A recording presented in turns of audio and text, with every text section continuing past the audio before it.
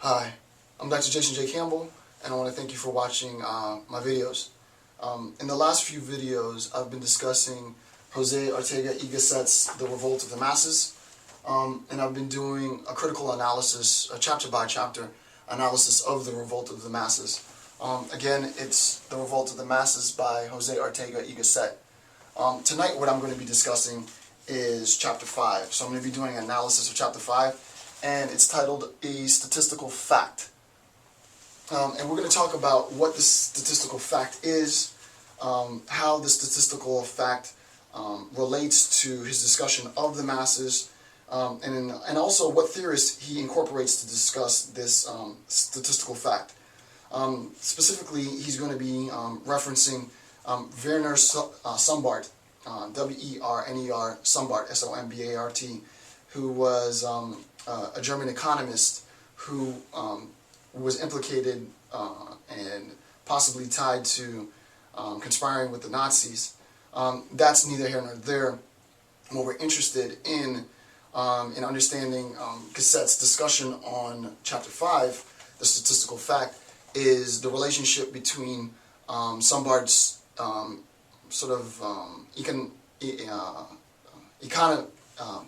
economical findings, his findings based on statistical findings with respect to human populations, and how that relates to the discussion of the revolt of the masses.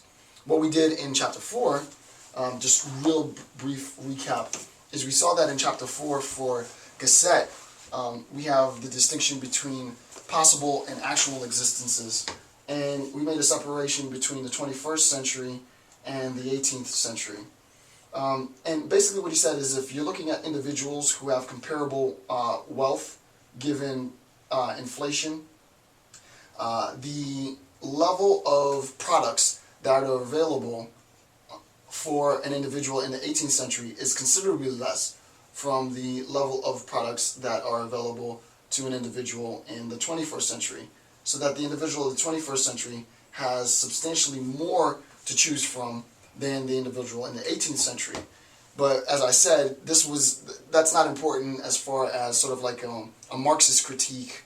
What he's doing, rather, is he's saying, because we have so much more possibilities, and these would be the possibilities here, and here is the actuality. So this is the actuality for Gasset, and this is the possibility. He defines these possibilities as circumstances.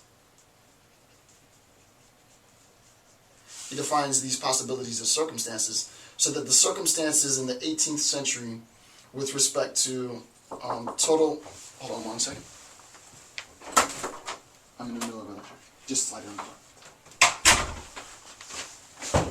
So that the possibilities in the 18th century, as opposed to now, were substantially less than that of the 21st century. What ends up happening then, the implication for this, for Gasset, is that the person of the 21st century has, obviously he didn't apply this to the 21st century, he wrote this in 1930, but the implications of his research suggest that the individual of the 21st century has more possibility to not fulfill his or her goals, right? I want to do this, I want to do this, I can't do as much, I can't accomplish as much now because there's so many things that I can possibly do. Hence, the conclusion is, where there are greater circumstances, where there are greater possibilities for an individual, there's also a greater possibility of having your potentials and desires frustrated, of not satisfying the things that you are trying to accomplish. And thus, this generation has more angst, more likelihood of violence and being frustrated than there was in the 18th century, which is a direct result of sort of the advances and the possibilities within the market and within our lives. So that's like a very general. I did a more specific account of that in the last few videos on Chapter 4. But again, this chapter is Chapter 5, and in this chapter, what Gasset is trying to determine, and he's actually going to continue this discussion in Chapter 5 and in Chapter 6, is he comes up with this amazing concept that I want to discuss, And the concept is the concept of the mass man, right? The concept is that of the mass man. What does it mean to discuss the mass man? Who is the mass man? What is the function of the mass man? How does the mass man relate to sort of this historical leveling process, right? And we went through that discussion on historical leveling a few discussions ago, a few videos ago.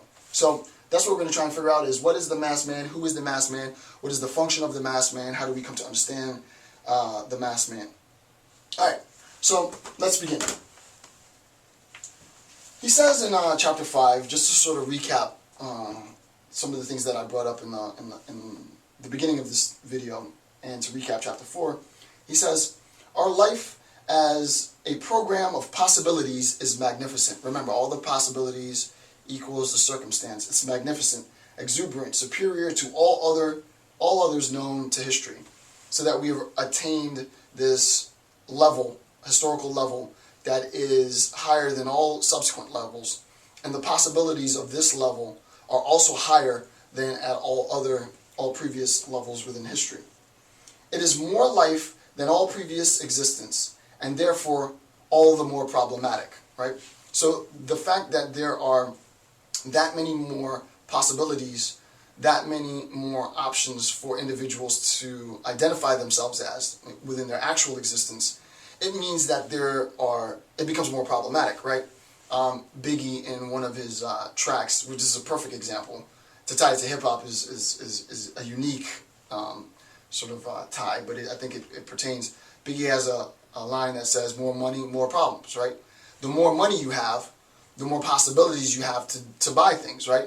The more possibilities you have to buy things is the more problems that arise, because you attain more, you attract the attention of others for the things that you've attained, and thus he coins the line, more money, more problems.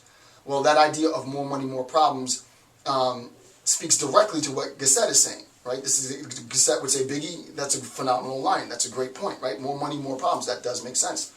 Why does this arise? Because with more money, you have more potential for purchasing things, you have more things that you can buy, you can have more things that you can attract, you have more attention that's left on you, and thus more problems. What Gasset does then is he tries to relate how this potential, right, how the increase in historical level, and then obviously the subsequent increase in potential, the circumstances, relate to greater problems for human beings. How do those things specifically relate to greater problems for human beings? And he says the way that this relates to problems is in this creation, right? Because it is socially constructed, this creation of the mass man, right? And that's what we're going to talk about today, the mass man. All right. To understand then how he talks about the life of this mass man, we have to understand what it means, right? What his life means and what is the significance of the mass man's life.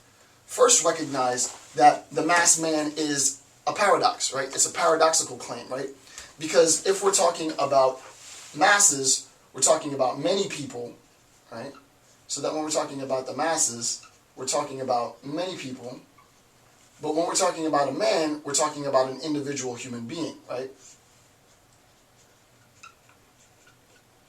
So how is it that we can make the claim of a mass man? It's a paradoxical statement in itself, right? The mass man. How do we make sense of the mass man?